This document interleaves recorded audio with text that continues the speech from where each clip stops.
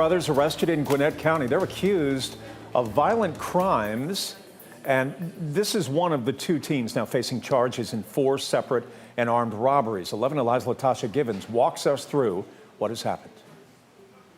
You're watching a clerk counting coins before closing, when out of nowhere, a gun is in his face. Hurry up, hurry up.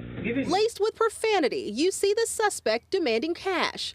This is one half of the Robinson duo. Police say 17-year-old Deontay and 16-year-old Kenneth Robinson are brothers and partners in crime. Detective Sam Flynn says the two have been wreaking havoc on businesses and residents in the Snellville area. This series has been going on since March of this year. Police say the crime spree started here at this gas station. The two brothers ran inside, pointed their gun at the clerk, and demanded all the cash or be killed.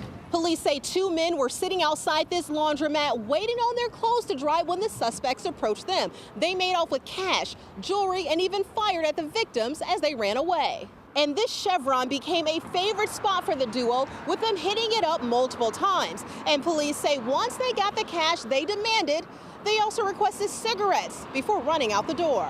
Detectives have been working to close the case based on surveillance video that was recovered from all of the gas stations. Flynn says the suspects were so emboldened they didn't wear masks at each robbery. And committed Gwinnett County police officers cruised the area until they located the brothers seen in these surveillance videos. The teens will face multiple charges as adults. In Gwinnett County, Latasha Givens, 11 Alive News.